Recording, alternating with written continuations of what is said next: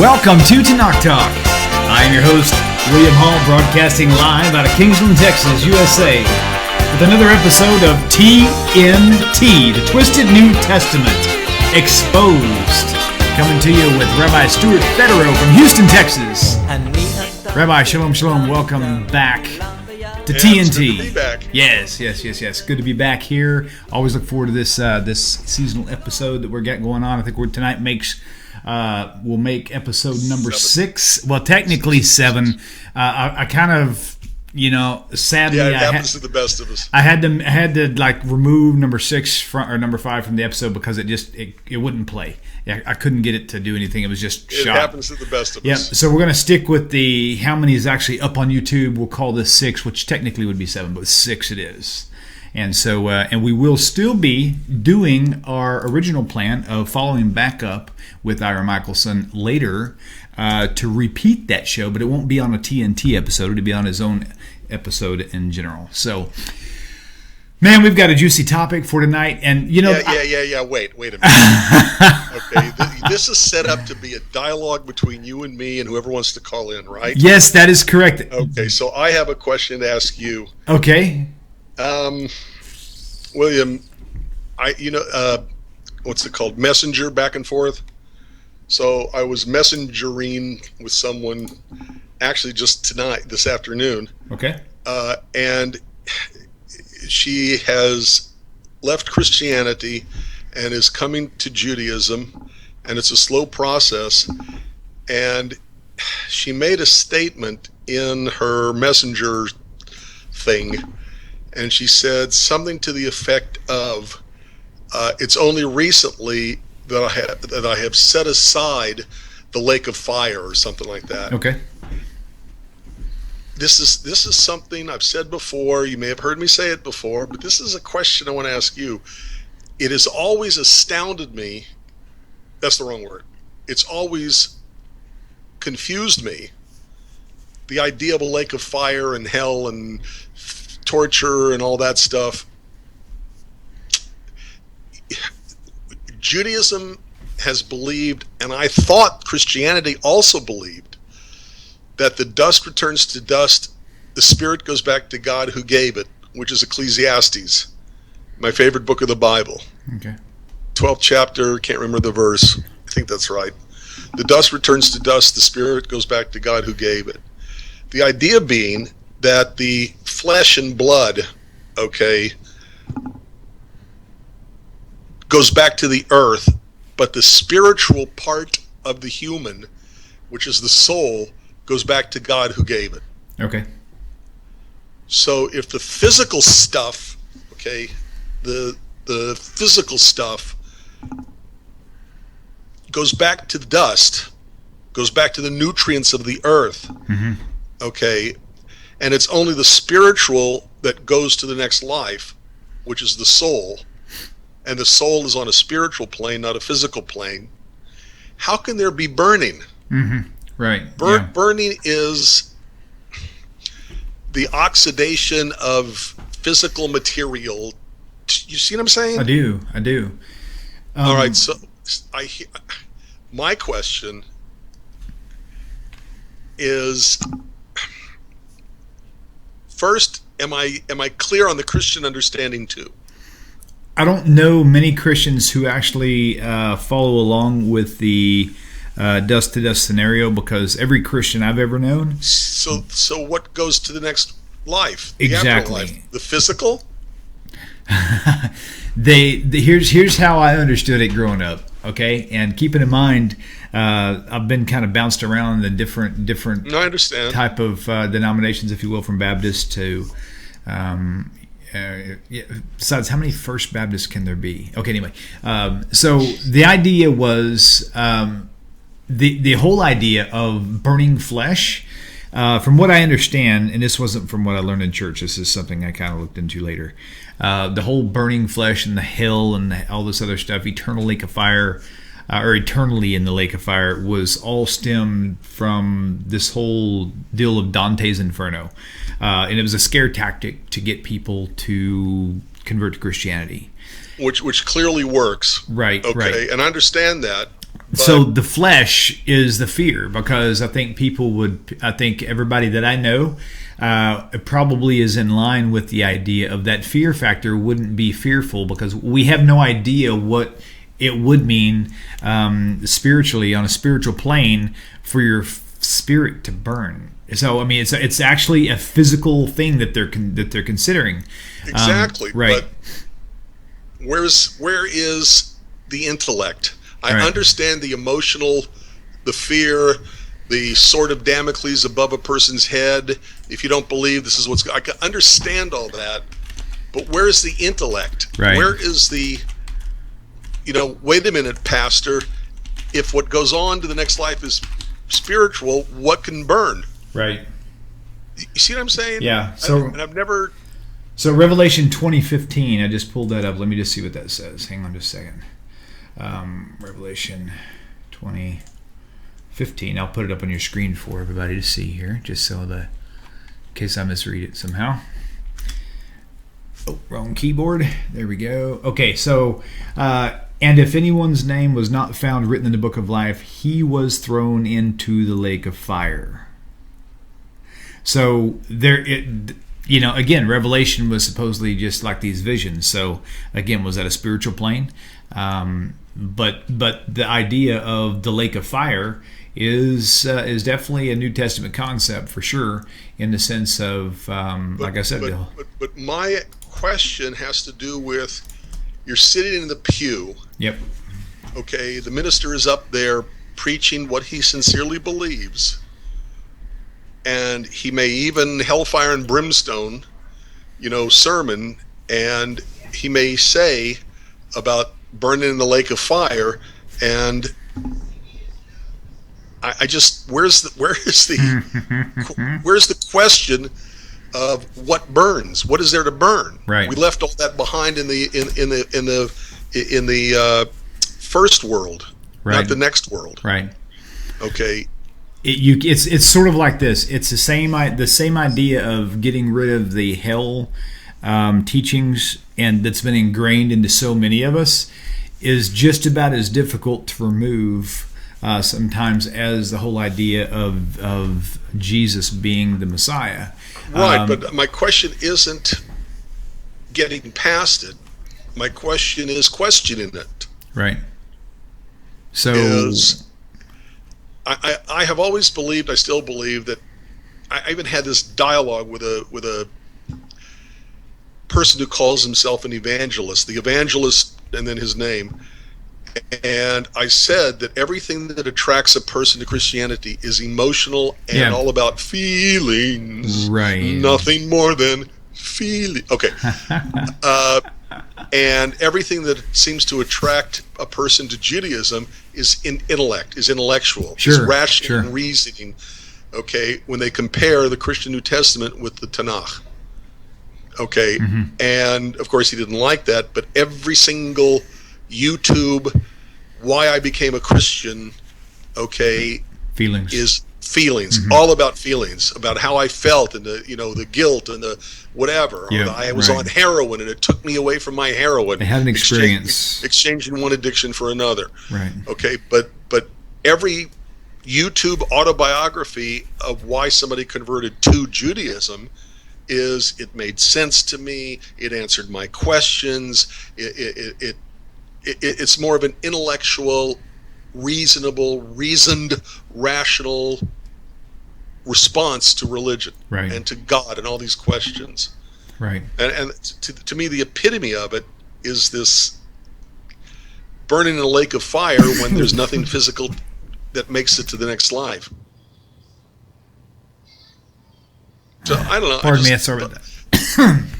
I had to cough for a second. Sorry. Yep. Oh, okay, that cleared it. Yeah, sometimes the little Tarzan works.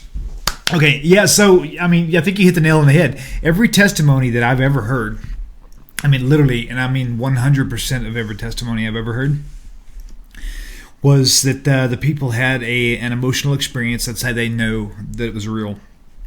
And, right. And logic would tell you that, whenever, for mature parents, I'm going to use like a little metaphoric situation here, analogy. when you have a mature set of parents that are very wise, they've been married for 50, 60 years, whatever, 30 years, and they've been around, they've seen, they've done counseling, they know these things, and then they see their own son and daughters growing up, and they see them, quote unquote, falling in love, right? And they're going through this emotional experience with their first date. And the parents know right away what this is. This is just this is an emotional thing they're going through, and they've seen it, hundreds and hundreds of times. These young people, they fall in love. They make the mistake of getting really intimate. Next thing you know, they're heartbroken and destroyed. And they're basing, when you base anything off of an emotion, solely off on emotion, it's going to be a roller coaster, right? And that's why I really admire the approach of Judaism, is because it isn't about that at all. It's like, your emotions don't mean squat. I mean, it's nice to have them, but what's really important it's nice if your heart goes along with your mind, but it's your mind that counts. Right, totally. So, and so that's why the Dante's Inferno thing, it was so effective with the Catholic Church, the fear factor of scaring people into this, it's... I almost challenged a guy today, actually yesterday at Walmart. Good for you. I wish you would have. There's some people sitting outside Walmart about once every 2 weeks selling wooden crosses, and you got to make a living. I had, no, right? So I was walking in. As I was walking in, there was already people there, and I was thinking to myself, okay, if they pull me over, if they call me, because they, once they have two people in front of the two people that's working there, they're occupied.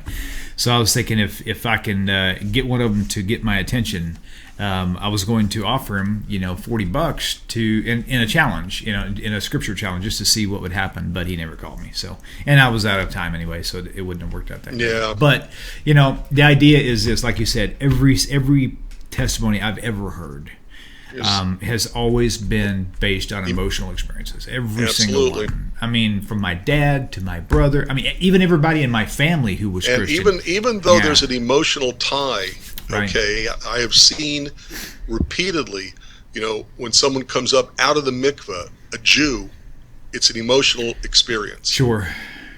But the reasons for coming to Judaism are not emotional. Correct. Every single autobiography I've seen, everything on YouTube, it's an intellectual draw. Mm-hmm. It is it's an intellectual response that draws them to Judaism. It's reasonable, rational. And again, not knocking sense. The emotions. I mean, it's good to actually to be able to have them, but that's not what the decisions to be based on.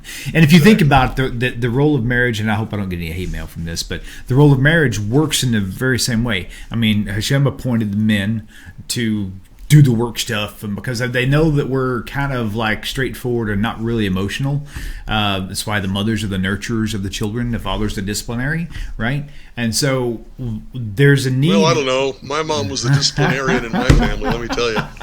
My grandma, man, I've been slapped on the hand many a time in the face for doing this crazy stuff. Yeah, let me tell you. But the general rule of it is the mother is the more emotional, because she has that ability to really cultivate sweet relationships with children and with people, whereas men sometimes will struggle with that, So there's benefits to having these emotions, but they've just got to be in the right place. If you've got a 18-wheeler going down the highway at 60 miles an hour is not a problem, unless it's going backwards.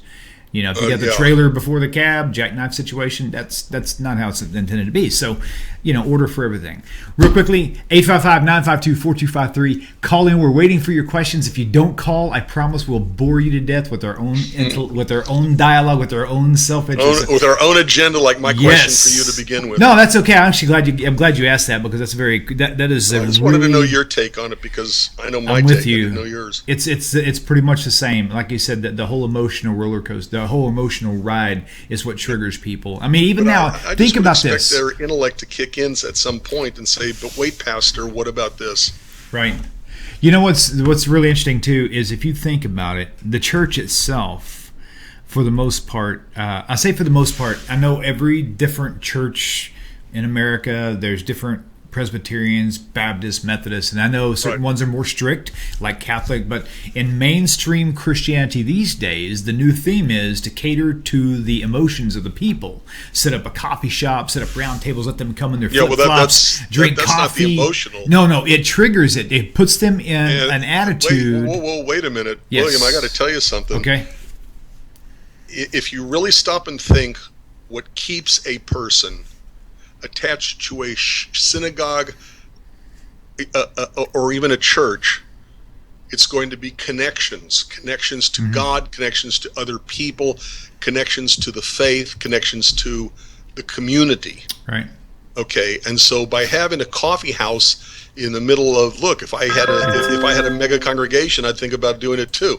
It gives a place of people to talk to each other creating and a connection make those connections. point. Yeah, absolutely. Totally. I'm absolutely going there. So the whole idea is they're catering to the whole idea of the social club scenario. Because in a social club, you have the connections, you have the ambiance that you're looking for that makes you feel cozy. You've got the entertainment there, right? Yep. And so, and you can sit and talk and relate to somebody who relates back to you. Right.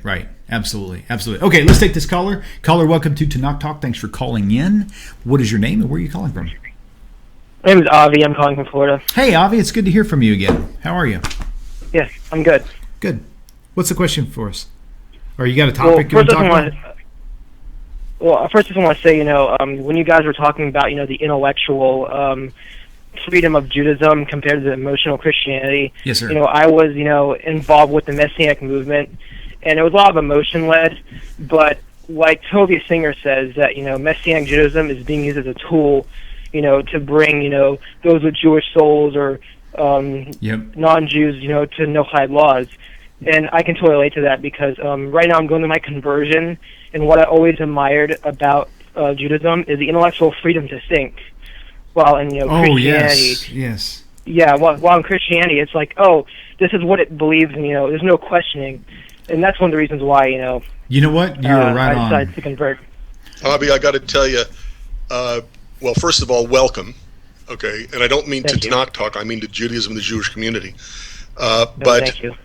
The people who come to my synagogue on a Saturday morning, which as part of our service, we are studying the portion of the week, okay? And they're stunned if it's the first time they've been to a Jewish study session because they sit and watch this back and forth between me and the congregation. And they're stunned that people, well, wait a minute, Rabbi, well, what about this? Or, Rabbi, you're wrong about that.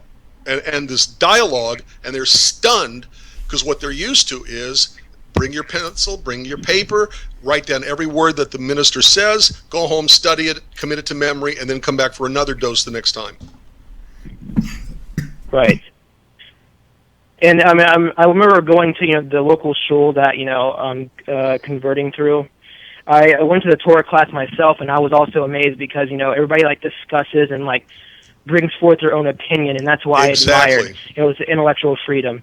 Yeah. Exactly. Well, anyway, and to ask questions and to say, wait a minute, Rabbi, I don't understand this. What about this? And how they question things. There's a fabulous scene in the movie Yentl, for whatever you may want to think about the movie.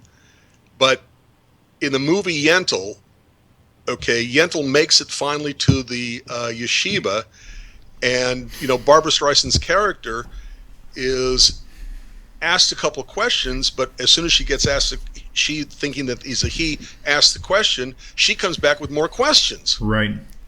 And the Rosh Yeshiva, the head of the place, okay, the head of the school says something that is so true about Judaism, that I can come to understand you more by the questions you ask than merely by the fact that you know the answer.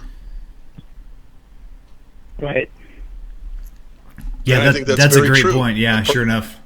That's why the first thing I tell anybody and everybody, Jew or non-Jew, get a notebook, keep it with you at all times, and anytime and every time you have any question about Judaism or the Jewish community or the Bible, write it down so you don't forget what you want to ask, and then come talk to me. Let's discuss your questions. And a lot of times, when it's somebody who's Christian that I'm saying this to, they look at me wide-eyed like they can't believe somebody is actually saying it's okay to ask me questions. Right. I think that's a fantastic answer too. And one thing that we're trying to initiate more in our home is for that very reason is just to take each of us to take half an hour, at least a half an hour of the day. If that's too long, take 15 minutes. Find a place in the house to sit down, get you a thinking chair, and just sit there and just do nothing but think. And just meditate on the scripture, on God, and just do nothing. I mean, no games, no cell phones, nothing in the background. Just think. It's amazing the stuff that Hashem will reveal to you during those times. Yeah. Freedom to think. Avi, thank you so much, man, for your call. I really appreciate it. Yeah. Okay, my friend. Thank you. Right. William. Shalom. Bye-bye. Yes, sir. Shalom. William, you see, if we could, we should hit the button that plays Aretha Franklin in the movie The Blues Brothers singing "Think." You know what I'm saying? It should just hit the button and play with an opportunity like that. That's funny. All right, new caller. Caller, welcome to Knock Talk. Please tell us your name and where you're calling from. Hi, this is Jacob Daniel from Illinois. Jacob, man, Hi, thanks Jacob. for you've been following along a lot of the videos. Thanks for moderating for me yesterday, or was it yesterday? Yeah. Yeah, we have some interesting YouTube chats going on. Thank you so much, Mr. Jacob. So, what you got for a topic question here? My question actually relates to Rabbi Skoback's last night. It kind of ties together. It comes from John chapter 8, about verse 48. Let me go there while you're talking. Go ahead with it. No problem. Basically, they say that they accuse Jesus of being a Samaritan and demon-possessed, and he never denies being Samaritan. And yet, Rabbi Skoback was saying last night in Acts 11, apparently they weren't supposed to take the message to non-Jews that were going to the cities of Samaria. I was just curious as why that was, why John would say that Jesus was a Samaritan and him not denying it. He's not really saying he's a Samaritan. He may not deny it, okay, but I think it'd be pretty far-fetched to believe that Jesus, based on what they write about him, was a Samaritan. Well, let me read this off the screen. Rabbi, let me read this. This is fascinating because John chapter I didn't 8, really verse catch it. 8:48. Check it out. This is pretty interesting. That was a good call too, by the way, Jacob. It says the Jews answered him, "Are we not right in saying that you are a Samaritan and have a demon?" Jesus answered, "I do not have a demon, but I honor my Father, and you dishonor me." So he never actually said, "No, I'm not a Samaritan." He's right. He never actually denied it. He just kind of like let it slide right through. Yeah, but I personally don't see that as a admission, as an admission, or even that important. The Samaritans were a very specific group who had very specific beliefs. They were in political and religious competition with the Jews of their day. Okay. It's believed by many, some, I don't know, that it's because of the Samaritans that when you live outside the land of Israel, you have to have an extra day on holidays. You know how you'd light a fire? Yeah, right. Signal. The signal, and then it would go out. And the Samaritans, as a matter of fact, in the New Testament, you have the idea of the Samaritan who helps somebody. And even though the text of the New Testament never says he's the Good Samaritan, he is called the Good Samaritan. Right. Why is he called the Good Samaritan? Because the other Samaritans weren't that nice. Right. So by calling him the Good Samaritan, it's like, well, this is kind of overdone, and I apologize for it. It's like way outlandish. Yeah. It's like saying the good Nazi. Right. Okay, that's an overstatement, and I apologize for that. But nevertheless, okay, they would light the fires on the wrong nights to try to throw the Jews off. And so the further out you got, it would be more likely to, put up a signal fire that wasn't the right person doing it, but how would they know? They just see a light in the distance. Yeah, and Jacob, another thing to consider too about his genealogy, even though we know there's missing links there, but with Joseph and Mary both, it's presuming like I do that he is definitely of human descent of father and mother. Apparently his family was Jewish, so it's not probable, it's not likely that he was Samaritan, but I don't know, I wasn't there, so just a thought. I think what happens is that the Samaritans, perhaps, maybe, might have been more associated with devil, whatever they mean by that. You have a devil, therefore you must be a Samaritan. Okay. So the issue is that do you have a devil? Or whatever, because they were so wicked and evil to begin with. The Right. Samaritans were not nice. So it's like, you little demon-possessed child. I think it's a little bit more truly a devil. Okay. Like He a says, literal. I am not a devil. Right. I'm A possessed. devil. Right. Good point. And perhaps the Samaritans were more well known doing that possession kind of stuff. Right. Maybe like you see in Pentecostal movements or something. Right. And so if he had a devil in him or whatever, then they would then assume he must be a Samaritan. Maybe that's the process. But as soon as he says, I don't have a devil, okay, he's also denying being a Samaritan, because you are a Samaritan and have a devil. If I don't have a devil, therefore I'm not a Samaritan. You see what I'm saying? Yep. Yeah. Okay. That makes sense. That makes good sense. Jacob, thanks, man, for the call. Appreciate it. No problem. Thank you. You bet. Talk to you soon. Mm-hmm. Y'all Bye-bye. keep those calls coming. This is good. I hope that answered his Love question. the interaction. This is good. The more callers we can get in, more questions we can turn over per topic. It'll be a good resource for later. Wait Yes. a minute. Didn't see the broadcast. What was he making the reference to from John 8 to Acts? Actually, I don't know. I heard him talking about Acts, but it was something Rabbi Stuart mentioned actually last night. And I was actually pulling up John 8:48. Hey, Jacob, text me on the YouTube chat what reference on Acts you were referring to, or call back in. Because I don't think we talked. Go ahead. Right. Next caller. Yep. No problem at all. Okay. So here's let's go on to the topic I was thinking about touching base on. Okay. I'm going to cover the broad spectrum first, and we'll double back and hit it one at a time. Okay. It's the same topic, Okay. but involving different people. Okay. I'm trying to figure out which order I want to go in. Try to make it more tasty. Okay, let's go in the obvious order. Okay, there is a book by Bruce Chilton, and you've informed me on who this guy is. He's an academician, New York. It's a university in New York State. So he's a secular Well, non-Jew. Bard College, I think. Okay, and his book title is called Rabbi Jesus. So the question is, based on the text of the New Testament, is there enough proof to say that Jesus was indeed a rabbi? To the contrary, there's enough proof to show that he wasn't. Go there. For a whole lot of reasons. Go there. Okay, if you take a look, start over. If you do a search on any halfway decent Bible search program, you're going to find that the term rabbi is only used in Matthew and John. Okay? Matthew and John, go for it. You Okay. scared me. I didn't hear anything. No, actually, sometimes I turn my mic down because I got background noise from my air conditioner, and right. I'll turn it down so I can listen to you. But if you take a look, you'll see that it's in Matthew and in John. Okay. Okay. Got it. Matthew, I think it's used in one. Pericope is the fancy term. One narrative story on its own. Okay. Okay. And Matthew 23 sounds right.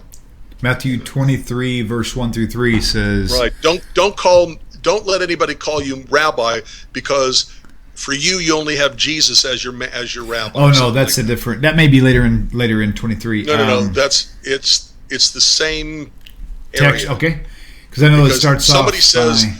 Somebody says if somebody calls to you rabbi, Yeah. don't allow yourself to be called rabbi, because only Jesus is your rabbi or something like that. Right. Okay, Right. but in John, okay, you've got it in like 3 different places. Okay, and so the term rabbi is much more common from the book of John than it is from the book of Matthew. Yeah, you're right. Matthew 23:8. By the way, you were right. Okay, but nowhere else. Right. In Matthew, maybe right before it or right after it, but the point is that it's only in one pericope, one narration, Okay. one narrative story. But in John, it's like in 3 different places. Okay, and they're calling Jesus rabbi. Mm-hmm. Okay, in Matthew, Jesus says, "Don't allow yourself to be called rabbi," but in John, people are calling him rabbi. And he's not telling him to stop. And I don't Right. think he tells him to stop. But the point is this: the term rabbi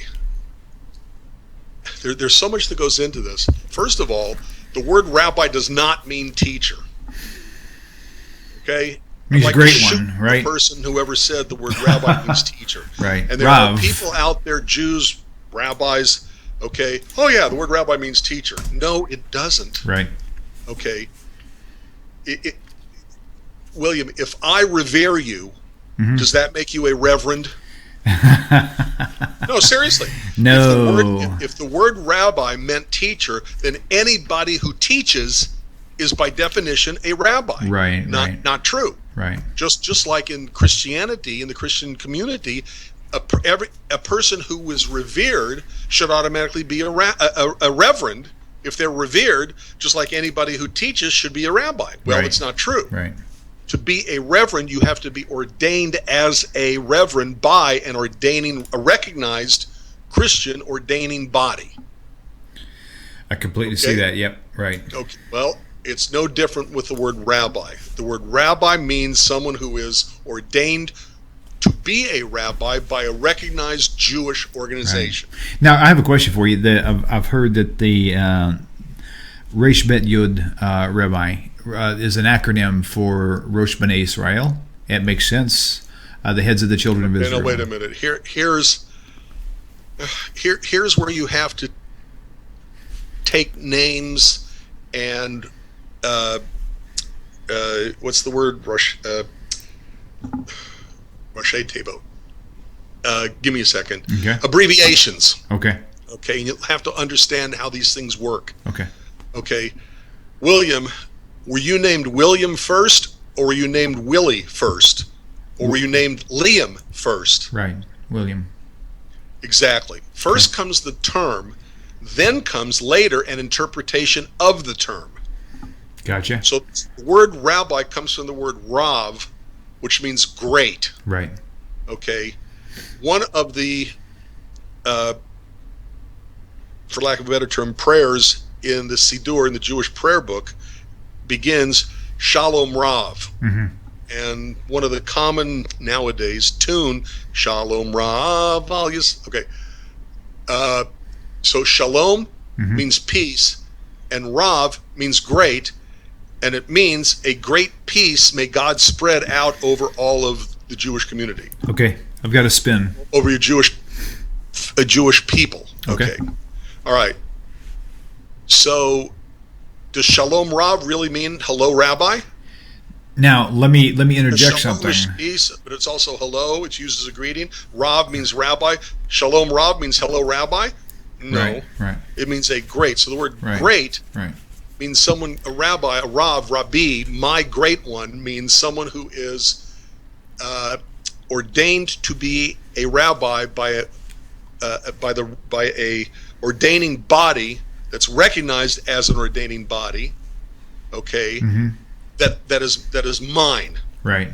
My Rav, my Rabbi. Okay? Mm-hmm.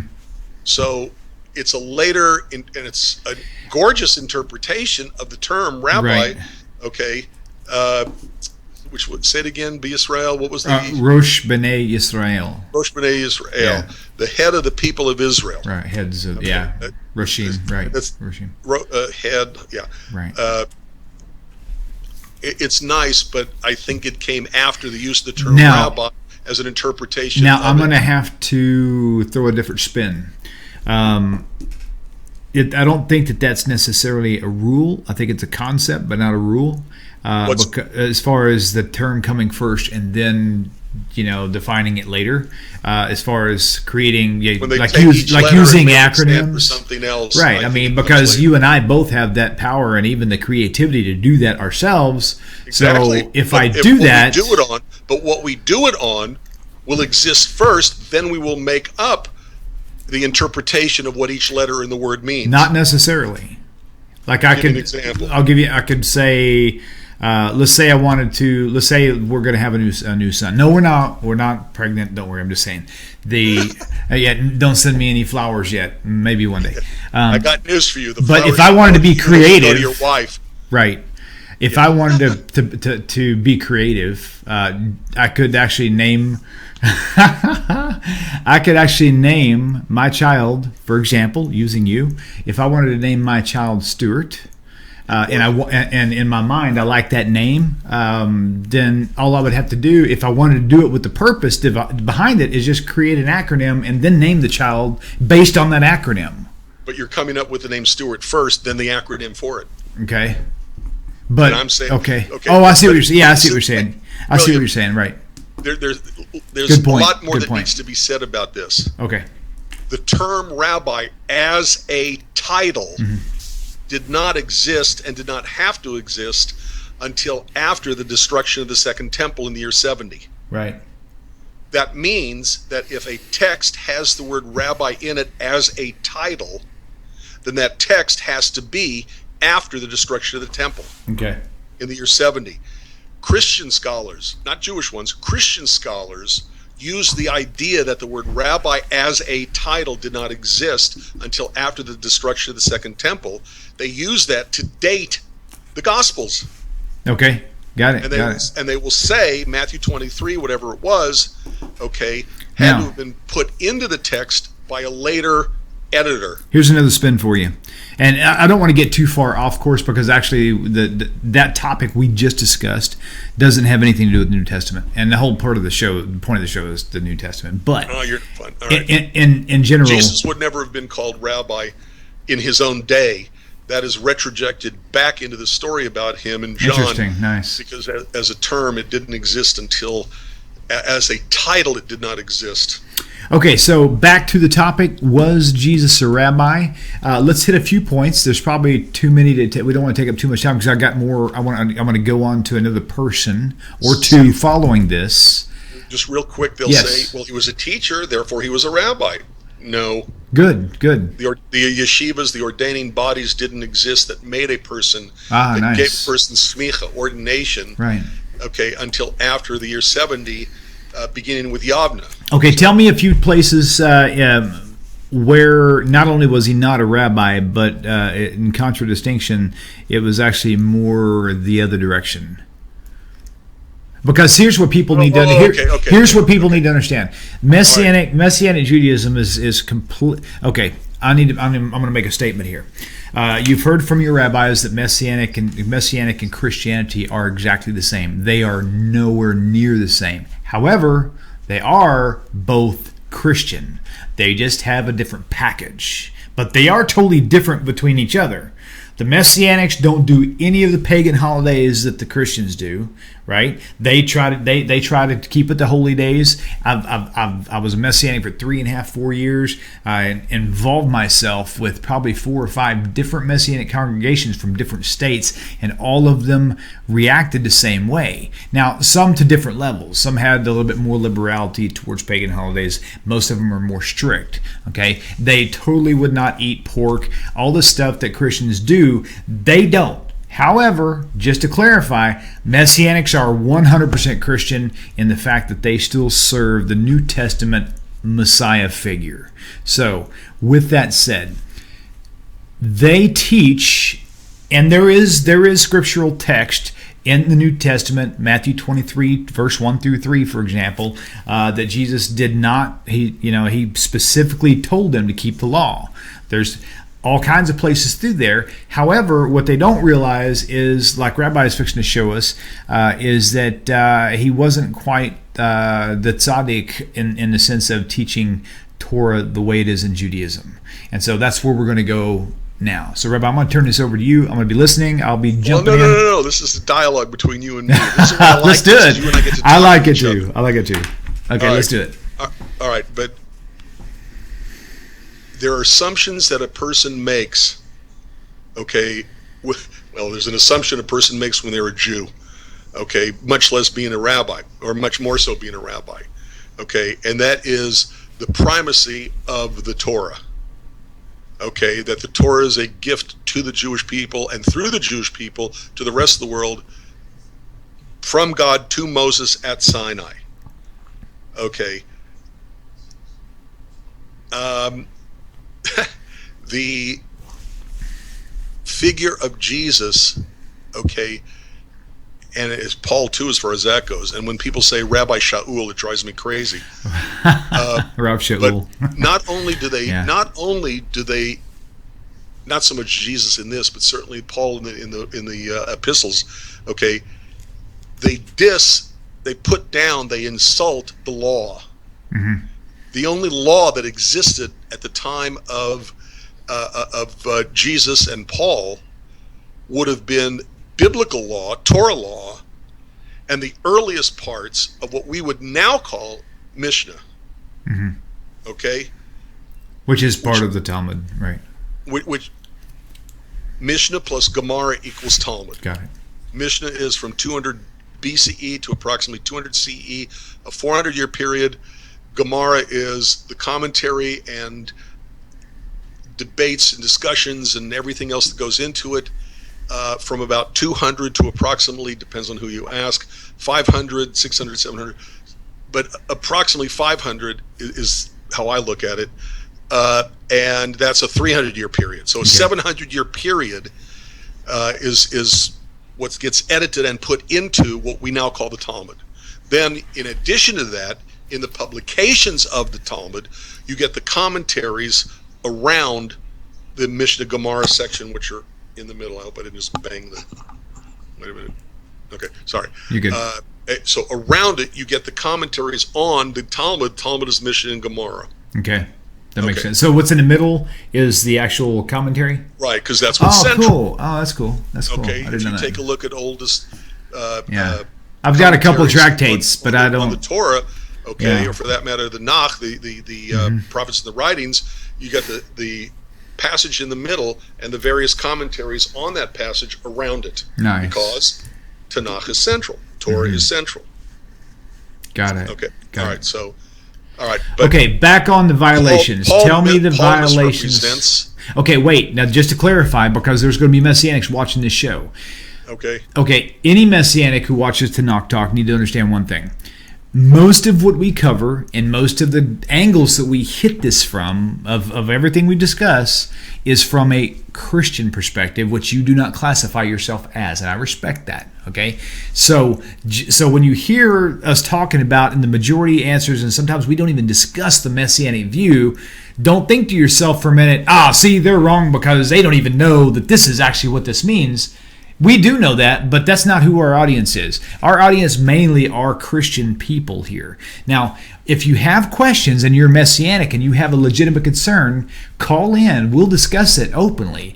Like I said, I was in the Messianic movement for 3.5 years. My biological father is quote-unquote, forget the quote-unquote, he's a self-appointed rabbi. Okay, he's been here for 26 years, almost 30 years in the Austin area as a rabbi. He is self-appointed. I found that out. So I say that as respectable as I should. So I know the arguments about Messianic Judaism, and they're also wrong. So just because we don't cover your side of the story doesn't mean that we're unaware of what you think about the scriptures. This is mainly covering the broad spectrum of Christianity. And if you like I said, if you have a question, message me, call in. We'll discuss it. I have no problem with that whatsoever. Rabbi? Boy, you are a nicer person than I am. Just thought I'd tell you that.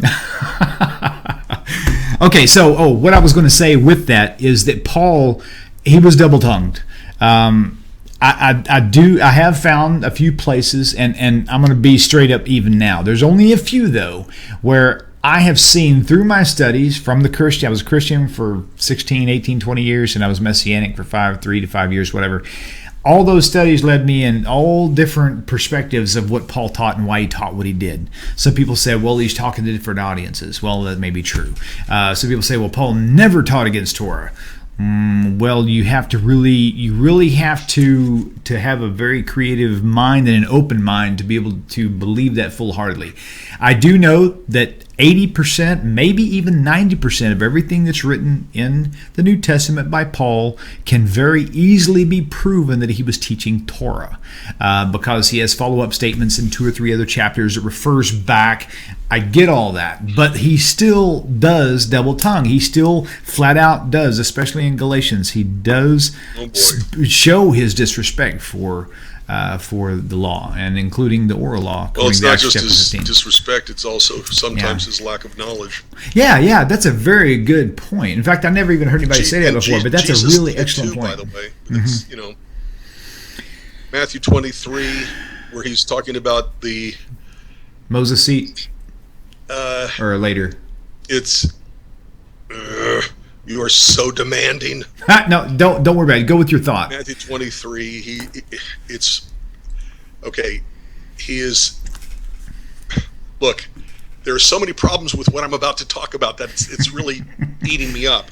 Okay, I don't believe that what the New Testament describes Jesus as saying he actually ever said. I agree at all. Yeah, I agree with most of that. I think these were stories made up later as a response. Damage control. Exactly. Damage control. Got it. Right. Well or condemnations that came later. Okay. Wait a minute. I'm going to follow you here. Matthew 23. Come on. I lend it out, then I never see it again. That's all right. Okay, I'm going to pull mine up again. I guess I lost it here. I was trying to go back, but apparently I didn't go far enough. Okay, so Matthew 23. Okay, so just starting at verse 1, I'm just going to read. All right, Matthew 23, he's talking about, because those Jews, they kill every prophet that's ever come along, and all the righteous blood that was ever shed on earth was the Jews are responsible for. Okay, where is that at? Where? Just do a search for the word Zechariah. Okay. Zechariah. What's one of the main phrases that's there? That upon you may come all the righteous blood shed on earth, from the blood of the innocent Abel to the blood of Zechariah the son of Barachiah, whom you murdered between the sanctuary and the altar. Okay, it's 35. I found it. It's Matthew 23, verse 35. Okay, let me go there. Let's see what kind of concept we can get here. 35, you say? Yes, it's Matthew 20. All right, we've got a caller. Well, let's keep going on this real fast though. Right, the caller they know we got kind of a little bit of a wait. Okay, so that on. Okay, let's back up. 34. See, therefore I send you the prophets. Okay, 33. Wise men and scribes, some of them you shall kill and crucify, like crucifixion is a Jewish death penalty? Who are we kidding? And some of them shall you scourge in your synagogues and persecute them from city to city, that upon you... Now, context though. Here's the thing. Let's back up. The context is this. If you keep going back up, here's 24. You blind guides, strain a gnat, swallow a camel. Keep on backing up even more. Okay, right. Woe to you, scribes and Pharisees, hypocrite. He's not talking to the not all of them as a covering. He's talking directly to the ones he's present with, because, and this is the messianic spin, but I do believe it's more accurate than the Christian one. Okay, and here's why: because when you back up again, verse 19, you blind men. Okay, the whole point of this whole thing, he says, "Woe you, scribes, Pharisees, hypocrites! For you travel across sea and land to make single proselyte when you become." When he becomes a proselyte, he is more a child of hell than you. Okay, and you keep backing up. Now, here's where we're going to stop right here. They do all their deeds to be seen by others, verse 5, for they make their phylacteries broad and their fringes long. Okay, now pause right there. Totally different topic for all you people who doubt the oral law. This right here ought to open your eyes. Jesus himself, he didn't say you shouldn't be wearing phylacteries and your fringes. He said you shouldn't be making them oversized. Focus on that. Because whoa! Wait a minute. Yes. What he is saying is, they're being haughty. He was talking to them about walking around proud and being looking at themselves. Exactly. But that's my point. Large tefillin. What he's saying is that they make it large to make sure everybody sees that they're wearing it. Right. That's the whole point. Okay. Kind of like Messianic rabbis on TV when they wear a talit at night, when no Jew wears a talit. I'm talking about the right after sunset. They don't wear them at night, right? But they put one on to make themselves look more Jewish. Right. Okay, so but you are not called. Let's see. I'm looking for a specific verse. Hold on. Where to go? Immediately after that, in verse 7 and 8. And greetings in the markets, and to be called of men, Rabbi, Rabbi. Be ye not called Rabbi, for one is your master, which is what the word Rabbi, Rav, great, is even Christ, and all ye are brethren. And call no man your father upon the earth, for you only have one Father who is in heaven. My father, may rest in peace, would love that. Neither be ye called masters, for one is your master, even Christ. But he that is greatest among you shall be your servant. Yada, yada. Okay. But he's trying to say... Here it is. 23. Sorry. Exactly. Do you mind if I jump in? Verse 23. Here's your context where he's addressing. Right. Woe to you, scribes and Pharisees, you're hypocrites, for you tithe mint and dill and cumin, but you've neglected the weightier matters of the law, justice and mercy and faithfulness. Now Jesus himself is saying the weightier matters in the law is justice and mercy. And he's saying that these particular group of people he's talking to are not doing that. This is a wicked group of people he's dealing with. It's not the Jews in general, the Pharisees in general. It's these guys, because there's actually another Pharisee in here in the New Testament mentioned where he was not a bad guy. So the context of it shows explicitly, okay, that the Pharisees sit in Moses' seat. 23, 1 through 3, right. Okay. Therefore, do everything they say. Right. But not as they do. Right. And the do part is this. Not as they do. In other words, they teach from Torah, but they don't necessarily follow their own advice. Okay, let's take this caller, and we can actually kind of come back and visit this again. Yes. Can I just real absolutely quick, yes. My point of what I was saying regarding Jesus misquotes the Bible. Just yes. Real quick. Please do, yes. Matthew 23, verse 35. Go in there. He's saying that all the people who were righteous, innocent when they were murdered, is going to come upon you. Okay, and then he says, from the blood of innocent Abel, which is the first person murdered in the Bible, to the blood of Zechariah, the son of Barachiah, whom you murdered between the sanctuary and the altar. What he's referring to is 2 Chronicles 24, verse 22, which is repeating the history of this incident, okay, where you have Zechariah murdered between the sanctuary and the altar. Okay. But you have to understand that in the Jewish order of the Bible, Genesis obviously comes first. That's Abel. Okay, but 2 Chronicles is the last book of our Bible. Okay. In the Jewish chronologically, right. Okay. Got it. What he is saying in Matthew is, from the first innocent person killed to the last innocent person killed in the Bible, the revenge for that, okay, is going to come upon you, on this generation, on these scribes and Pharisees, or whatever. But he says Zechariah the son of Barachiah, and that's his misnaming who this Zechariah is. This is Zechariah the son of Jehoiada. Interesting. Okay, take a look at 2 Chronicles chapter 24, verse 22. Thus Joash the king did not remember the kindness which Jehoiada, Zechariah's father, had shown him, but killed his son, which is Zechariah. Mm-hmm. Okay, so it's Zechariah the son of Jehoiada instead of Zechariah the son of Barachiah. Jesus in Matthew 23, verse 35, misrepresents the Bible. Right, got it. Got it. Okay, all right, let's take this caller. About where that happens, okay? Okay. Paul does the same thing. Oh, Paul, Matthew like chops up to all these prophets and stuff. I think Matthew even invented a few, didn't he? Yes. Okay, let's take this caller. Right, okay, let's go to the caller. And then we'll come right back to this. We'll remember to come back to this, okay? If we have time, but go ahead. If we have time. Because there actually is another hot topic we need to cover. Okay. Caller, thank you for tuning in and watching the show. What is your name? Where are you calling from? Hello? Yes, go ahead. Hi, how are you? Hi, this is Kevin from Indiana. Hi, Kevin. Thank you for calling in. How are you tonight? I'm actually friends with you online. Okay, good. But yeah, my question is for the rabbi. I was wanting to know what does he think probably maybe like the top 3 most effective ways the belief in Christ was spread over the last, like 2,000 years or so. The way it was spread? Oh, yeah, like what was probably one of the most, like the top 2 or 3 most effective ways it was spread by the church.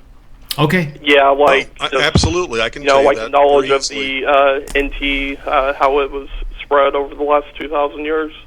Okay, perfect. That's a great question. Okay, we'll cover that. Thank you so much, Kevin. I'll go ahead and hang up now. Okay, sounds good. Thanks for calling in. Appreciate it. All right. Bye. Thank you. All right, super. Thank you. Yeah, very nice. That's a good question. All right, go ahead. What do you think? Or what do you know? Okay, here is the way I would answer the question. Here's the way I look at it. Okay, what Christianity says as its most basic elemental theology, that God became a human, and that human died and thus saved the people from their sins from a hell. Okay, William, let me ask you a question. Who does this sound like? His mother was human, his father was God.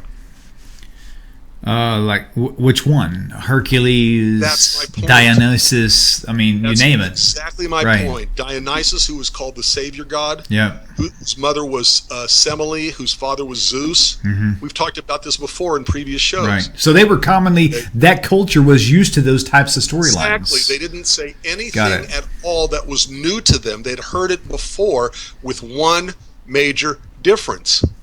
And that is, when Christianity, in all of its pagan idolatrous glory, attaches itself to the Tanakh, to the Hebrew scriptures, it can take their theology and take the reader, the believer, all the way back to the beginning of creation. Mm-hmm. Whereas you didn't really have that with the mythologies of the Greco-Roman world. The Greco-Roman, the Mesopotamian world, the Mediterranean world, the Phrygian community, which is northeast, I think, from Israel, with their belief in Attis. You have these kinds of beliefs actually all over the world. Mm-hmm. Okay, where you have to eat the animal that represents your God to get your God inside you. Mm-hmm. Okay. Okay, so that was one. What's another one? Okay, well, first of all, it's actually two. First of all, is that nothing was new to the Europeans that they went to convert. Got it. The second thing is that it gave them the advantage that not only did they have basically the same beliefs as all the other mystery religions they had believed in before, but this took them all the way back to the book of Genesis. Okay, that's two. Whoa, right? Clarify. Explain. Well, like I said, in the pagan belief system of the Greco-Roman world, nothing gave you a history where that history went all the way back to creation. By attaching the Christian theology to the Jewish Bible, it gave them a history going all the way back to creation with Genesis. Sorry, I've got to unblock my air. It's getting really hot in here. Keep talking. If you guys hear a little hum, it's because of my air conditioner. Hang on. Keep talking. I've got you in my ears right here. I can hear you fine. All right. So my point is that they had two advantages immediately. One, they weren't preaching anything to the Mediterranean community that they went to, Corinth, okay, Thessalonica, whatever, okay. They weren't preaching anything to them that they didn't already know, that they hadn't already heard before. Right. The second thing is that this history of Jesus, because they attached it to the Tanakh, gave them a history that went all the way back to creation. There were plenty of creation stories. Right. I'm not saying they didn't have creation stories, but this as a history took them all the way back to creation. Okay. The third thing, which is understandable, where did they go? The disciples who are spreading the word of Jesus, the word of the gospel, okay, they're the evangelium, okay, being evangelists, it's evangelium, I'm sorry, but whatever, okay, where did they go? Right. They went to the port cities. That means that every single person from every place in the known world would be going through these port cities, and if they could be converted, would take Christianity with them when they went back home. Mm-hmm. So those are three things right off the bat that make Christianity very likable. Right, very good. By the Greco-Roman world. Okay, so wow, you're talking about Jesus, and you're saying that his lineage goes all the way back to Adam and Eve, which is like the first two men and women ever. Wow. You're right. And they're not saying anything new. Okay, I'm going to cut you off right there because this is a topic all on its own. We could take up a full show on this topic. So we're going to go back now. Phone lines are open. By the way, if you've got enough energy, I'm going to push a little bit longer tonight. No, it's fine. Whatever you want. We'll maybe go till... Like I keep telling you, I enjoy talking with you. I like this show too. This is pretty fun. So we'll shoot for, say, we'll go towards 10:30. So an extra half an hour, and that'll kind of make up for our missing episode too. So I want to go back now to the whole idea of the Rabbi Jesus thing. Now, going on to the second part of that, was Jesus a rabbi? We've discovered that he not only was he not a rabbi, but he was also teaching against Torah in many of his approaches. Okay, now. Well, but wait a minute. Yes. Okay. Here's the contradictions that are inherent within the Christian's New Testament. Okay. Because not only do you have a Jesus, okay, who it's not what you eat that condemns you, it's what comes out of your mouth that condemns you. Right. Where supposedly he is freeing his followers to eat treif. Okay, pause. To eat non-kosher food. Pause. Okay. Interruption. There is a contextual issue with that because that thing is mentioned in Matthew. It's also mentioned in Mark. Okay. In Mark, it's left open like that, like it's open for interpretation. But in Matthew, it actually clarifies specifically. He says he clarifies the topic has nothing to do with the type of food you're eating. It has to do with you washing your hands before you process that food. The whole and that's why I said you have to have the full context of both stories to get the full story. There's different vantage points. One of them left out some valid information, but if you only focus on this one, it'll look like he's validating eating treif and his unkosher food. But if you look at both stories together, it's the same event. He's specifically talking about eating with unwashed hands. That's the whole topic of it right there. It has to do with you could eat lamb chops, but if you didn't wash your hands, you cause that lamb chop to become unclean, and that's why he said it's not what goes into your mouth that defiles you, it's what comes out. And it says surely no one can become unclean by not washing his hands, whatever the case may be. So that's actually the context of that spot. All right. First of all, okay, the Gospel of Mark is, Christian scholars will say this, the first gospel to have been written down. Then comes Matthew, comes Luke, then comes John. So Matthew clarified. Matthew had to clarify, damage control, put it in a different context. But come on, William. Every time I talk to a Christian about why don't they keep kosher, they go straight to that verse and say Jesus freed us from that. We don't have to do that. That's old covenant, not new covenant. Even though he said, "Do not think that I came to abolish the law." That's the contradiction. It's not a contradiction. If you're a Christian, if you're Messianic, it's clarification. It's not a contradiction at all. It's how convenient for them. Well, it makes more sense. I mean, I've studied both fields very, very intensely, and it makes the Messianic's view of the New Testament makes a lot more sense than the Christian's view of it does. And that's like really, really my standing. Is the Christian community who do not keep kosher, who'll eat pig and shrimp and shellfish and all that stuff. Based on Peter's testimony of the sheet in Acts chapter 10 and 8. Right. Which was also misunderstood. Right. And then you have the Messianic community trying to justify themselves as Jews. Right. And so they make up an interpretation of the New Testament that he really wasn't talking about keeping kosher, that it's okay to eat treif, that it's what comes out of your mouth. But it's actually written in the text. They are correct in that. Well, at least, okay, wait, let me back up. Mark was first, totally. 10 years later or so, Matthew comes along. So with that said, and most people, even Messianics will tell you, for the most part, Mark was the most accurate writer of the entire New Testament. So if he was accurate and he left that out, why did he leave that out if it was a key important feature? So you may be right. The whole thing with Matthew is probably damage control. And the answer is it never happened to begin with. Got it. And they're using They're using Mark to justify them not being observers of Jewish law, and then put into Jesus' mouth, it's what comes out of your mouth that counts. By the way, where does washing one's hands come out of my mouth?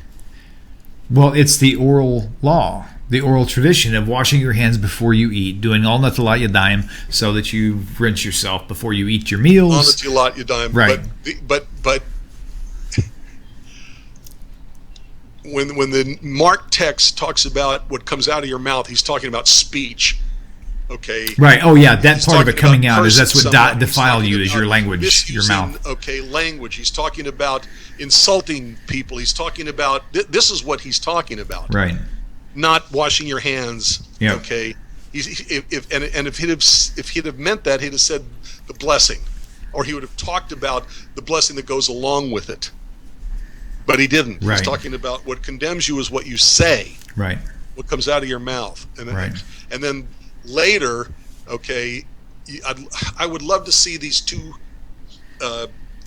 side by side. Yeah, exactly. Synoptically. Okay. I can pull them up. Hey, real quickly, I jumped to this topic, but in the process, I skipped one that I agreed to bring up first. Let me toss this out there. While I look these up, I'm going to bring this up. You can comment on it real quickly while I'm looking these two verses up. The comment by Herman Morales, he's the gentleman who took me to Houston to meet you several weeks ago. He says, what about the born again concept in Christianity? Is this a Jewish concept? Is there such thing as being born again, technically? When a Jew who has, went to the world, like our sweet Rabbi Alon Anava, who was a secular Jew and he came back to Judaism, was that a born again experience? Is that something valid in Judaism? And the answer I have to give you is yes and no. Okay, next question. Because I'm just kidding. Go ahead. Go ahead. I'm going to look up these verses. Okay. Okay. Sometimes we use phrases or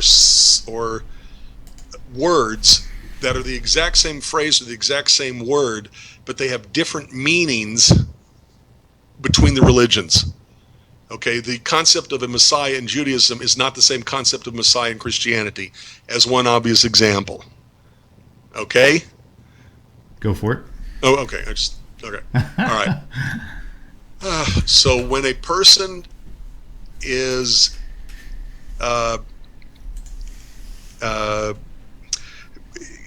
in the mikveh for the purposes of conversion, as I recall, the Talmudic text speaks of that person and says of that person coming out of the waters of the mikveh as an ish nolad, which means a man who has been born. Okay? All right. So, yes, I would say, sort of in a way, kind of, you have the same concept of born again, okay? But I would say that the two concepts, start over. I would say that the phrase, the way it's used in Christianity and the way it's used in Judaism, mean entirely different things. Okay, the reference in Judaism that a person is, when they've converted to Judaism, is like an ish nolad, a newborn person, okay, is speaking about obligations and the obligations that they had, the relationships they had. All these things are starting over again. Okay. Right. That makes sense. Okay. But in Christianity, the idea of being born again is that your sins are taken away, that you're like a clean slate, but not in terms of relationships, okay, but in terms of sin. It's like you take the waters of the baptism and you take your soul and dunk it in, with a little cheer or tide, and clean off the stuff and start from there. And it's a theologically different theologically different idea between Judaism and Christianity, even though it's kind of like the same phrase. Okay. Okay, that's how I see it. Got it.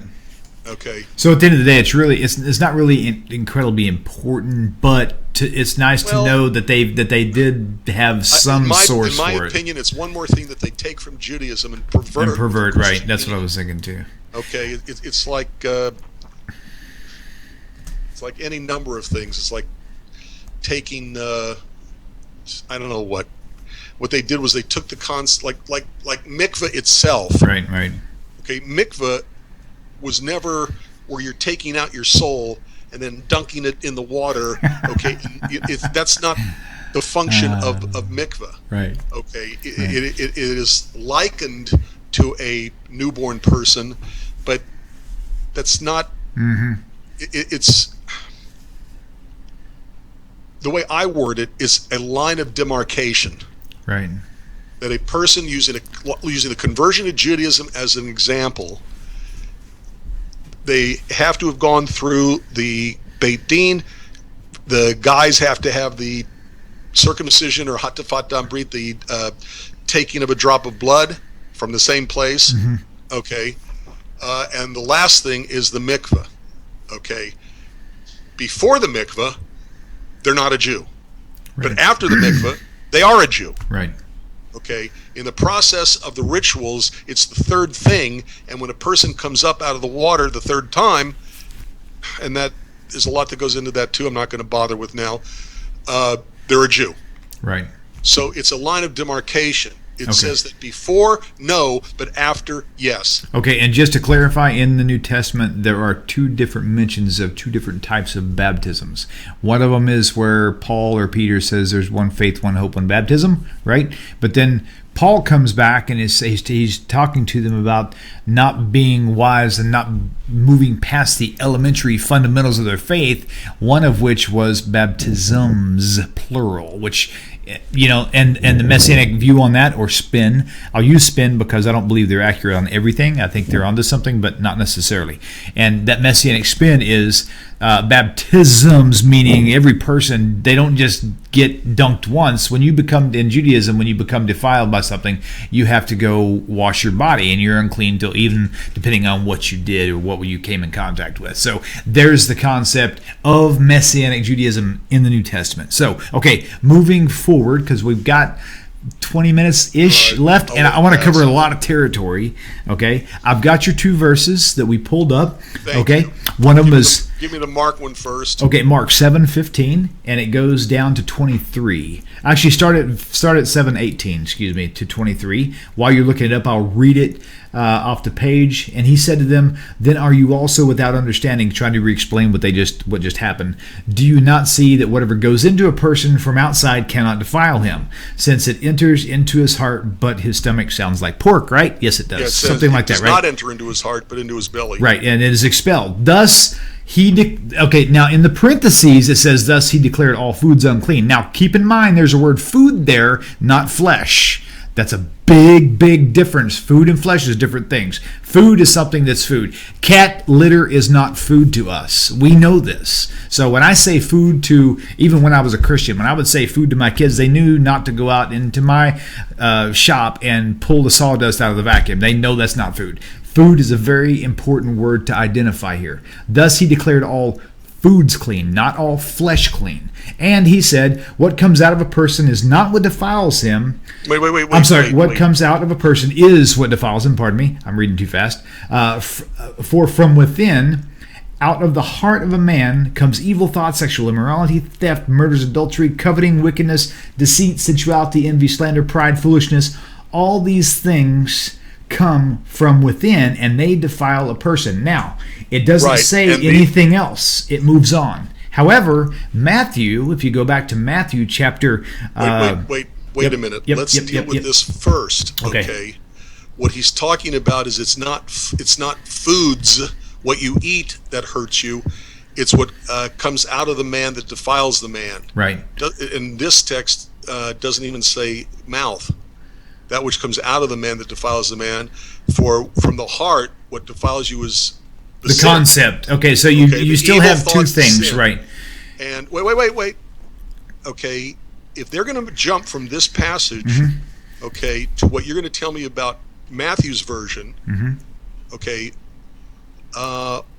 show me one place in this whole text that talks about washing. It doesn't. That's the problem. It does in Matthew, though. Matthew is the only place it does clarify in the exact same story. Okay, well, it's not the exact same story if they're talking about different things. But go ahead. Where in Matthew? Matthew 15:18. Let me go here. Okay, it says I'm gonna back up to verse 16. And he said, "Are you also without understanding? Do you not see that whatever goes into the mouth passes?" Let me keep reading first, and we'll double back. "Do you not see that whatever goes into the mouth passes into the stomach and is expelled? But what comes out of the mouth proceeds from the heart, and this defiles a person. For out of the heart comes evil thoughts, murders, adultery, sexual immorality." Okay, these are what defile a person. But to eat with unwashed hands does not defile anyone. That's the context of the entire story, is eating with unwashed hands and being defiled. And he's saying the follow-up to that is, you want to know what defiles a person? It's not eating without washing your hands. It's when you start talking gossip and Lashon Hara. That's what defiles a person. That's the context of the entire story. You just showed another place where Jesus is saying, don't do what the rabbis tell you to do. Oh, yeah. Because if the rabbis say you're supposed to wash your hands, he's telling you it's okay if you don't. Yes, right. Yeah, okay, very good point. Second of all... Oh, wait. Pause.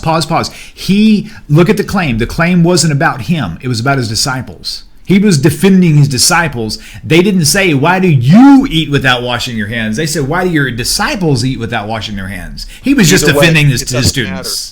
As soon as he says, but to eat with unwashed hands does not defile a man. Oh, yeah, right. It's okay to eat without washing your hands. Oh, yeah, you're right. Yeah. Okay, so that's a good example. But now that you see what I've shown you here, this is why it says it right there. There's no way to argue that. Christians ignore that, and that's why they cling to this idea of them approving, in the parentheses, thus declaring all foods clean in Mark, which is totally out of context. Okay, moving on. Back to Rabbi Jesus. Wait a minute. We have about 12 minutes, and I know you're going to jump all over this like wine on rice. But, okay. You want to go ahead. Go for it. I was just saying that the whole thing about Mark, when he says it's not what goes in you, it's what comes out.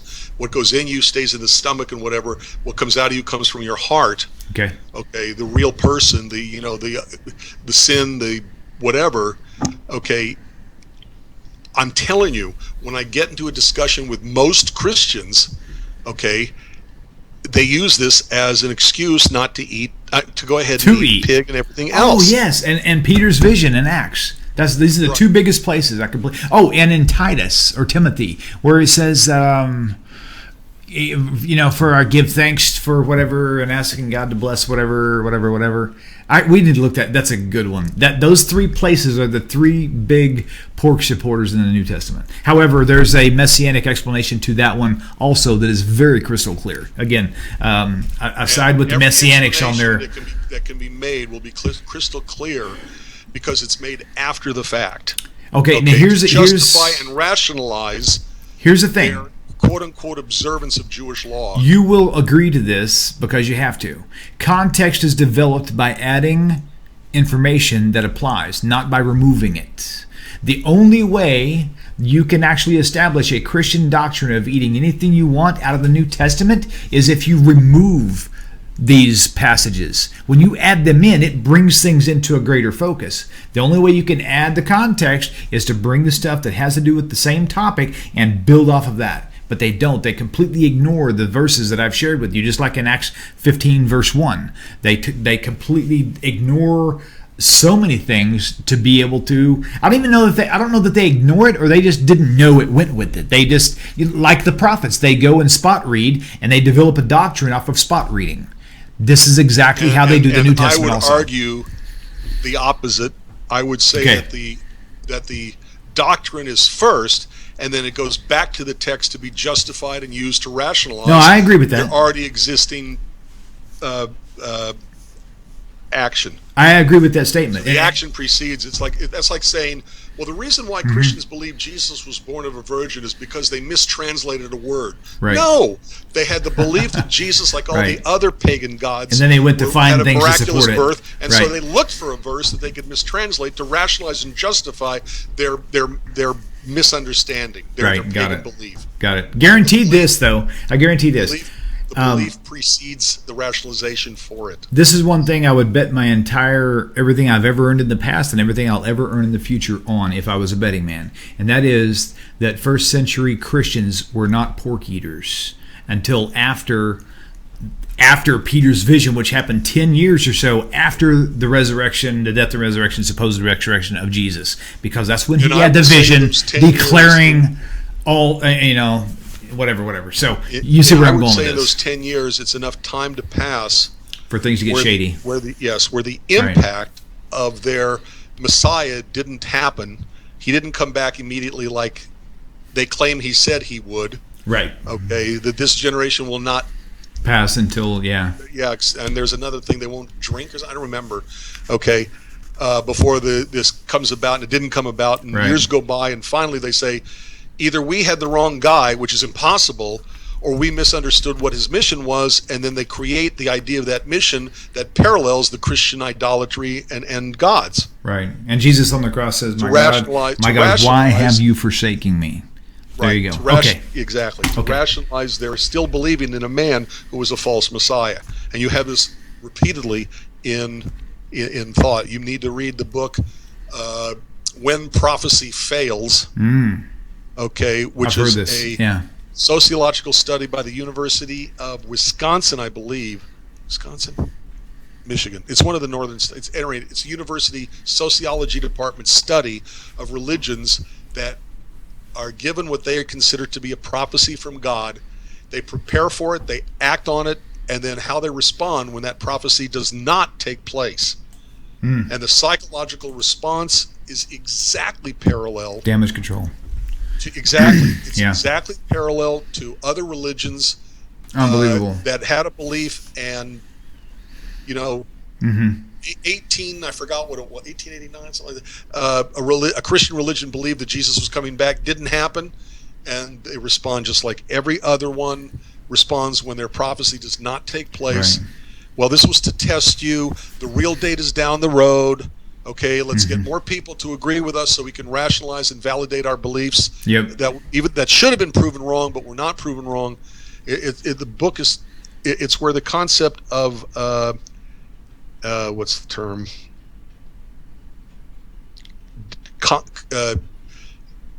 Cognitive dissonance. Oh yeah, cognitive dissonance. Right, that term was developed out of this study. That something happens that should make you understand that you were wrong in a belief, but you had so much commitment to that belief you can't give it up. So instead, you rework it. Okay, 7 minutes. Rabbi Jesus wasn't a rabbi. What do you think about all these? We can go over 7, by the way. I'm just using that as a marker, as a reference point. We have all these fantastic claims by Rabbi Kaduri. Rabbi Tovia Singer and I did a massive video on that. This thing's got over 20,000 views already on the YouTube. Sure. Okay, disproving that whole claim. Then you have this guy.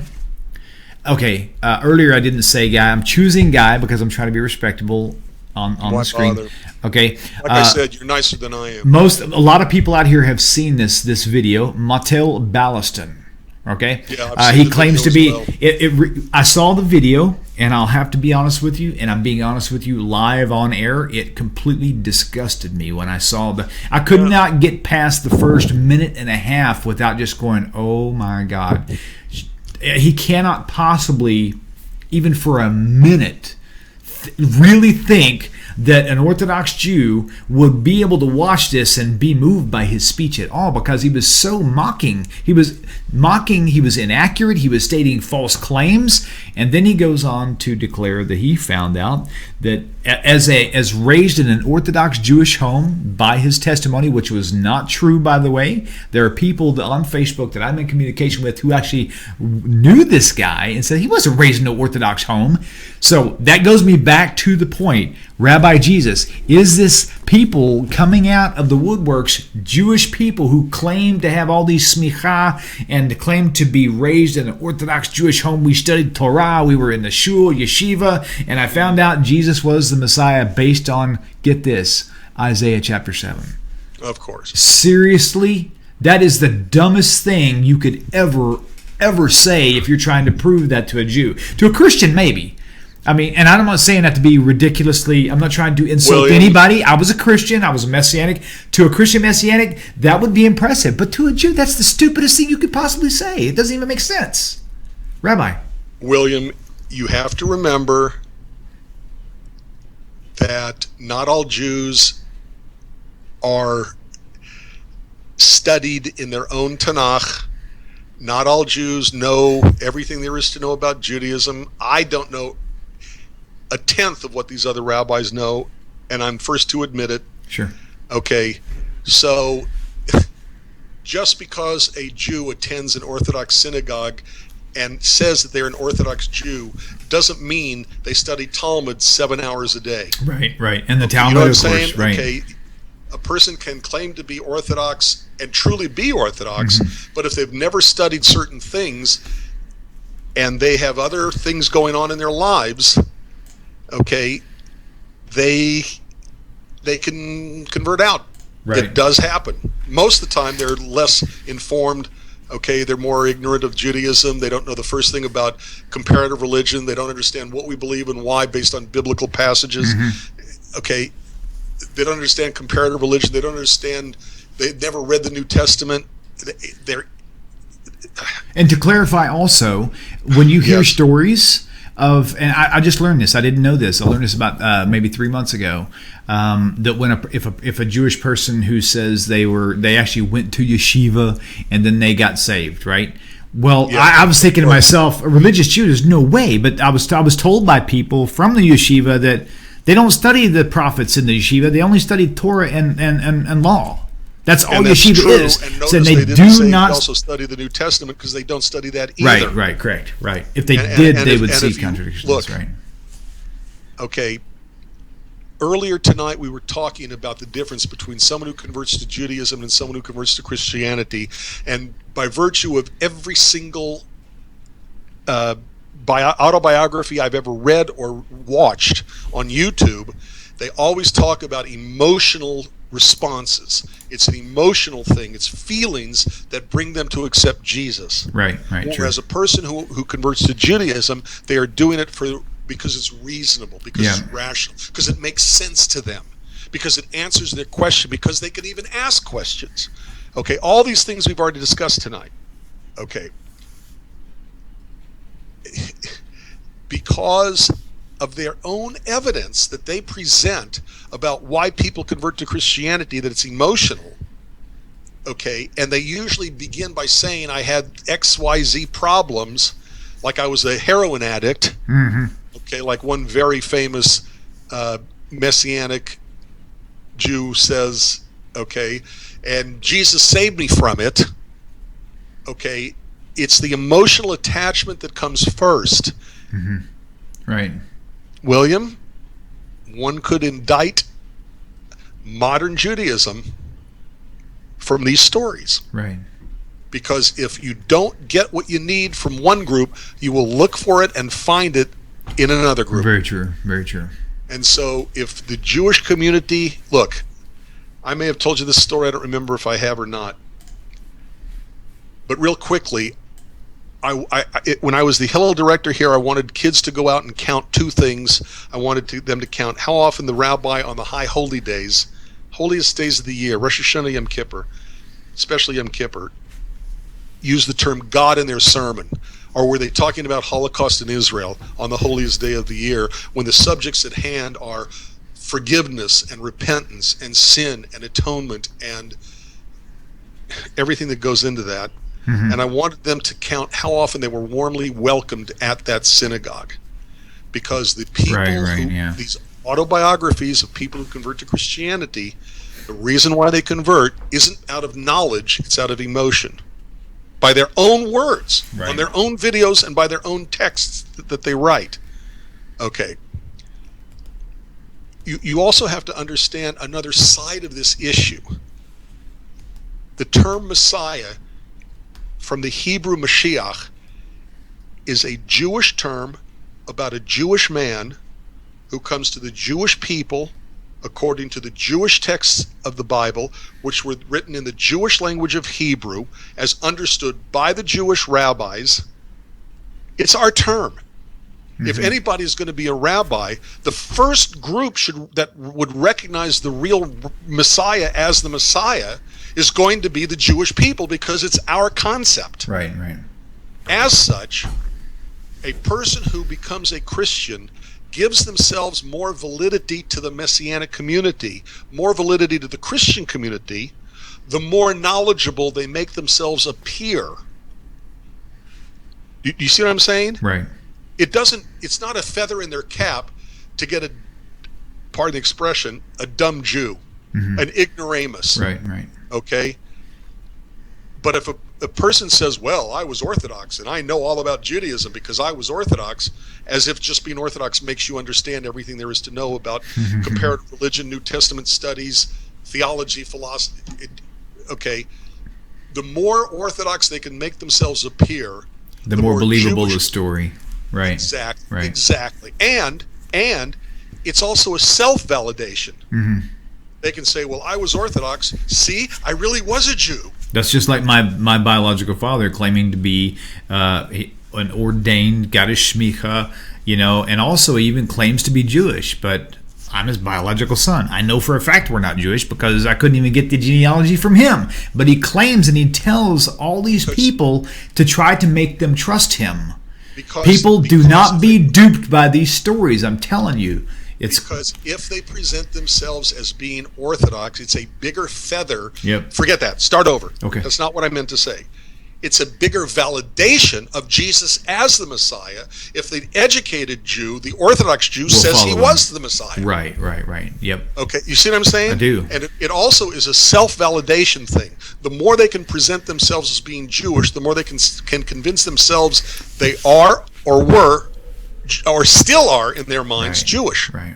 Unbelievable. It's a psychological process. It's no different than how we discussed earlier tonight, okay, that it's feelings that gets them to become Christians. Yep. WhatJewsBelieve.org. I'm going to jump right there real fast. I'm pulling the website up for everybody to see. This website, y'all, you at least got to check it out. It's really cool. Save it in your browser and your favorites. In fact, I haven't done it to this computer yet. I'll do it now. Just because it's a really great resource. Let me turn up this other mic real fast so I can actually catch me over here on this other side. There we go. That actually sounds better. It's a cheaper mic. Okay. So whatJewsBelieve.org. If you can scroll down to the bottom, you're going to find something really, really cool. Jewish Mission Control. I'm going to click on that right now. It's a free Android and Apple app. I'm going to click on it and see where it takes me here. Google Play. Okay, so this is something you'll have to do from your phone or from your mobile device. Google Play is for the Android version, and google.play.com is also where you get the ebook of my book, Judaism and Christianity, A Contrast. Okay, go ahead. Well, for all iOS, you go to iTunes. It should be up there. Oh, there's an iPhone iOS version down at the bottom right here. I've got my little mouse covering over it. I think you guys can see it. Yeah. Right. Okay. And then also for my Spanish friends out there. Can I just point out one more thing? Absolutely. Okay. To the right, very small print, is the word bibliography. Got it. Right there. There's like 40 different books there. Okay, oh, yes. That they need to read and need to study and need to learn how to respond to Christian missionaries. Man, this is a great resource right here. And as I was going to bring up for my Spanish friends out there, Javier Morales and others out there, this is also available in in Spanish, Creencia Judía. CreenciaJudía.org. Okay, and there's actually a link. It doesn't say .org, but it's a link that'll take you there. And so these resources are really great. They got basic questions. This is just a great thing to have access to. Like Rabbi Skovak has got something. I think it's called 1,000 Verses or something like that. This is similar to that, but a different format, different user friendliness going on. It's really exciting. I'm very, very excited about your website here.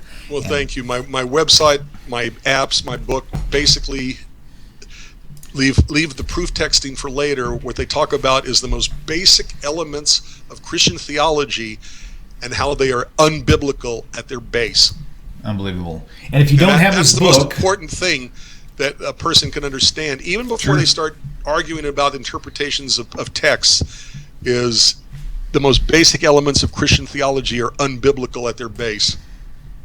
Very good point. Very good point. And if y'all don't have the book, Judaism and Christianity: A Contrast, it is really it's a juicy little read. It's a thin book. It's easy to read. It's a kind of small, easy to carry in your backpack or in your book bag or your purse. And it's just loaded with a lot of powerful little spots. Well, thank you. Yeah, you have to get that book too. It's really, really good. There's a lot of people out there who don't have what they feel the confidence to be able to respond to missionaries and to Christians who are saying, "Why are you leaving Jesus?" All you need to do is just start getting these books. Get Rabbi Singer's 2-volume book set. There's Rabbi Skovac has got resources online, pamphlets that he's written. Rabbi Federow here. There's all kinds of resources out there. Just get them, have them, highlight them, and keep them with you, and just keep looking over them. I mean, these things are just as important to memorize so that you can defend yourself in a situation like this. You know, I mean, you never know which one of your family members who's coming to you, who's trying to win you back to Jesus, who may actually be moved by something you say and actually begin to listen to you more because you had the right answer. Look these answers up. Be studious. Follow through with this thing and don't give up. But the thing is, don't believe anything I say. Look it up for yourself. And like I always tell everybody, be a light that shines, not one that blinds. That's how. That's what we have to be. Okay. Well, my friend, I'm going to play one of our songs from Joe Buchanan again. He's got a great CD, great album. And so I'm just going to let the song play out. Rabbi Federow, as usual, a wonderful pleasure to be here with you. I'll see you next week. Good talking same time, same place. Ladies and gentlemen, thank you for tuning in. Keep calling in with those questions. We love them. We love them. Shavua Tov, everyone, and we'll see you later on the other side. Shalom, shalom.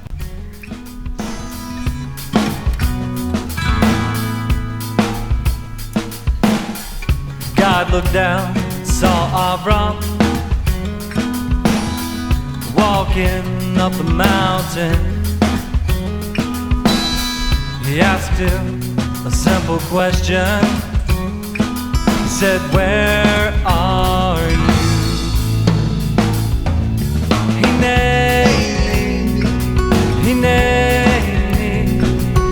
named me, here I am. He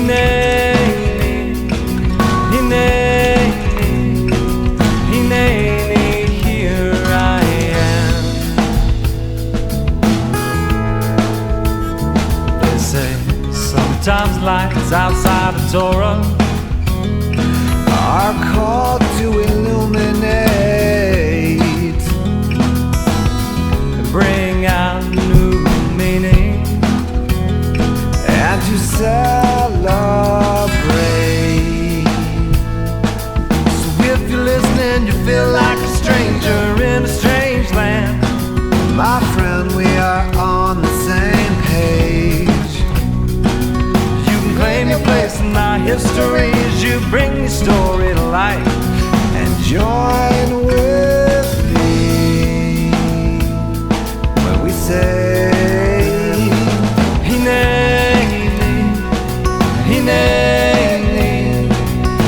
named me, here I am. He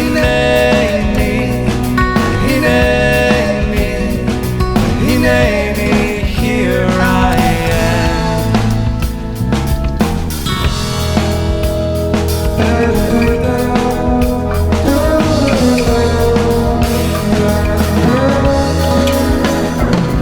Songs for those of us who are here by choice, and here's the truth. We were all converts once, we are all Jews by choice, and every day we make the choice.